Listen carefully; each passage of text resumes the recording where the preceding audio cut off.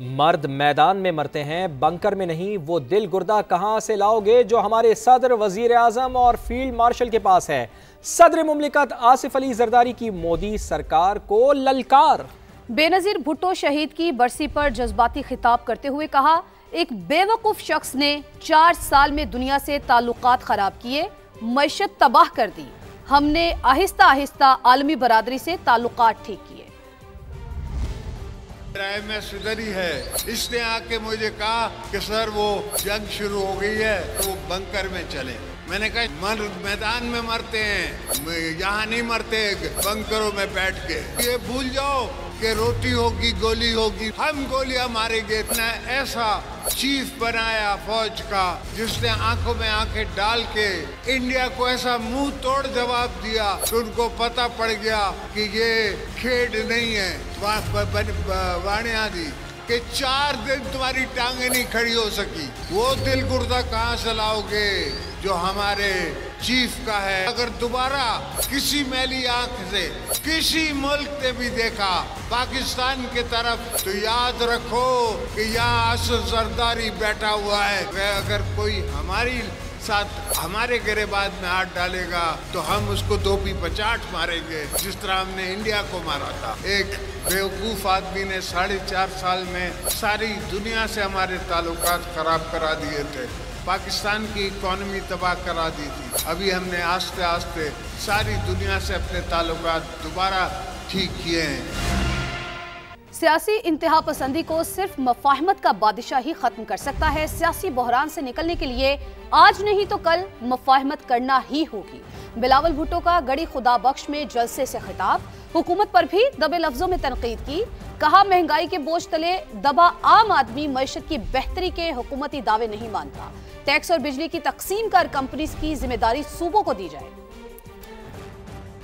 सियासी बहरान से निकालने के लिए आज नहीं तो कल हमें फहमत की जरूरत होगा। सियासी जमातों को सियासी इंतहा पसंदी को छोड़ना पड़ेगा। वो वाहिद शख्स है जो मुफहमत का बादशाह है, जो पाकिस्तान को इस मुश्किल से निकाल सकता है। वो एक ही है, जनाब सदर आसिफ अली जरदारी साहब। ये जो May 9 जैसे हमले होते हैं, मैं आपको कहता कि कोर कमांडर हाउस पे आप हमला करें, आप जो हमारा डिफेंस बेसिस है उन पे हमला करे, तो क्या आपके साथ रवैया सख्त होता है या नहीं? सियासी बहरान, मुआशी बहरान साथ साथ चलते हैं। अवाम तो हुकूमत के दावे को नहीं मानते हैं। वो हमसे पूछते हैं ये हमें कब महसूस होगा कि मुआशी तरक्की हो रहा है। बेहतर ये होगा कि वफाकी हुकूमत सूबे को मजीद जिम्मेदारियां दे।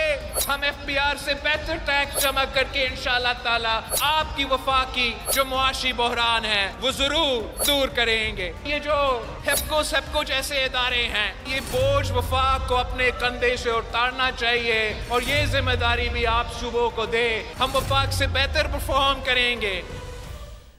जिन जंगी जहाज़ों ने भारत के तैयारे गिराए वो सदर आसिफ अली जरदारी ने मंगवाए। चेयरमैन पाकिस्तान पीपल्स पार्टी बिलावल भुट्टो जरदारी का दावा। कहा, भारत आज तक पाकिस्तान के हाथों इबरतनाक शिकस्त को हजम नहीं कर सका। हमारे फील्ड मार्शल का नाम सुनकर मोदी छुप जाता है, बिल में घुस जाता है। पाकिस्तान का जो आपका सबसे बड़ा कामयाबी है वो ये कि मई के महीने में हमारा अफवाज ने, पाकिस्तान बहैसियत कौम ने भारत को शिकस्त दिलवाया जंग के मैदान में। फील्ड मार्शल साहब का नाम सुनते ही भारत का मोदी छुप ही जाता है, गायब हो जाता है। दुनिया के बड़े बड़े फोरम्स पे जहां वजीर आजम भारत का तकरीरें करता था, पाकिस्तान के बारे में पता नहीं क्या क्या कहता था, उस मई के चंद दिनों के रात के बाद वो भारत का वजीर आजम गायब हो चुका। और ये सदर जरदारी ही था जिसने चीन से वो हवाई जहाज मंगवाए थे जिन्होंने भारत के 6 जहाज गिरा के इस जंग में कामयाबी हासिल की। नायब वज़ीर आज़म इसहाक डार का कहना है, भारत ने नूर खान एयरबेस पर हमला करके सुपर गलती की थी। 10 मई को जो हमने किया वो पूरी दुनिया ने देखा। भारत के 7 तैयारे गिराए, इबरतनाक शिकस्त दी। जंगबंदी के लिए अमेरिका से दरख्वास्त भी भारत ने की थी। गजा के लिए आलमी फोर्स में शामिल होना है या नहीं, पाकिस्तान सोच समझ कर फैसला करेगा। सबसे बड़ी जो पाकिस्तान को अल्लाह ताला ने कामयाबी अता की, वो जो 4 दिन का कॉन्फ्लिक्ट था, पाकिस्तान की परफॉर्मेंस थी आर्म फोर्सेस की, उसमें एक स्ट्रॉन्ग मैसेज गया दुनिया को। 6 मई को रात को जब ये शुरू हुआ और अर्ली आवर 7 मई को जब ये ख़त्म हुआ एयर बैटल, 7 तो उनके त्यारे गिराए गए। एक मेलाफाइडी इंटेंशन इंडस वाटर के हवाले से गालबन थी, और अगली जो गलती थी वो इंडिया ने ये की कि नूर खान बेस के ऊपर फिर अटैक कर दिया, तो ये उनकी सुपर गलती थी।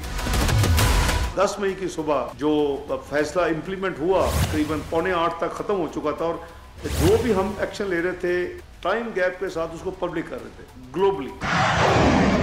हमने किसी को नहीं कहा कि हमारी तो सुलह सफाई करवा दे। 8:17 के करीब I receive the call from secretary Rubio of US के India is ready to ceasefire, are you willing? मैंने कहा we never wanted to go on war, सिर्फ सेल्फ डिफेंस में उतना किया जितना कि हमारे साथ अटेम्प्ट हुई, वरना इससे बहुत ज़्यादा भी हो सकता था। पैलेस्टीनियन अथॉरिटी जो होगी, जो उनकी गवर्नमेंट होगी, इट इज़ देयर जॉब। हम उनको सिर्फ सपोर्ट पीस कीपिंग के लिए, Pakistan will be happy to join if the mandate is not peace enforcement and disarming, deweaponizing Hamas. कातिल डोर से कई मासूम जाने जा चुकी हैं, मगर पाबंदी के बावजूद पतंग उड़ाने वाले बाज ना आए। इस बार कसूर में 4 साल की ज़ैनब फातिमा मोहलिक डोर का निशाना बन गई है। मामू के साथ मोटरसाइकिल पर जाने वाली ज़ैनब का चेहरा डोर फिर जाने से शदीद मुतासर हुआ है। इलाज के लिए उसे लाहौर मुंतकिल कर दिया गया है। मजीद जान लेते हैं, समग्र नुमाइंदे फहद भट्टी हमारे साथ मौजूद है। फहद, बताइए बच्ची की हालत कैसी है और पतंगबाज की तलाश कहाँ तक पहुँची है? जी देखिए, बच्ची की हालत अभी तशवीशनाक बताई जा रही है अस्पताल इंतजामिया की जानिब से, क्योंकि ये बताया जा रहा है डॉक्टर्स की जानिब से कि बच्ची का इलाज शुरू कर दिया गया है। जिन्ना अस्पताल में ये वाकया पेश आया शाम के वक्त, गुज़िश्ता रोज शाम के वक्त ये वाकया पेश आया था। कसूर का एक तवाही इलाका है माना वाला, वहां पर 4 साल की ज़ैनब फातिमा अपने मामू के साथ मोटरसाइकिल पर जा रही थी कि अचानक कटी पतंग की धाती डोर फिरने के बायस फातिमा शदीद जख्मी हो गई, चेहरे पर उसके जख्म आए। फौरी तौर पर उसके मामू ने उसे कसूर का जो सरकारी अस्पताल है वहां पर मुंतकिल किया। सरकारी अस्पताल वालों ने 4 साल की ज़ैनब को हालत तशवीशनाक होने के बाद जो है वो लाहौर रेफर कर दिया, जहां पर उसे जिना अस्पताल मुंतकिल किया गया, और अभी जिना अस्पताल में उसका इलाज मुआवजा जारी है। लवाहिकीन की जानिब से अभी तक पुलिस को कोई दरख्वास्त मौसूल नहीं हुई, जिस वजह से अभी तक जो है वो कानूनी कार्रवाई अमल में नहीं लाई गई। इंतजामिया की जानिब से बताया जा रहा है कि बच्ची का इलाज मुआवजा शुरू कर दिया गया है और पीर के रोज बच्ची की सर्जरी की जाएगी। जी बहुत शुक्रिया आपका फहद, आपसे अपडेट लेते रहेंगे।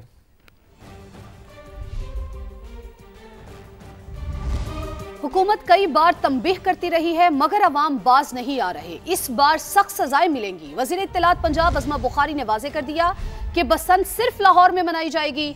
जिस डोर की इजाजत है बस वही तैयार की जाएगी। अगर खिलाफ वर्जी की गई तो 5 साल की सजा और 10 लाख रुपए जुर्माना होगा। बच्चे ने पतंग उड़ाई तो वालिदैन जिम्मेदार होंगे। पर अलग सजा है, उसके ऊपर अगर कोई बच्चा जुवेनाइल अगर वो पतंग उड़ाता है तो उसके पेरेंट्स जो हैं उनको जो है वो जवाबदेह होना पड़ेगा, और 5 साल तक की सजा है और उसके साथ 10 लाख रुपए के करीब जो है वो जुर्माना है। बसंत से पहले बसंत मनाई जा रही है, उसके लिए क्या अहकाम बिल्कुल नाकाबिले कबूल है जी, और जो भी ये वायलेशन करेगा उसको अरेस्ट किया जाएगा।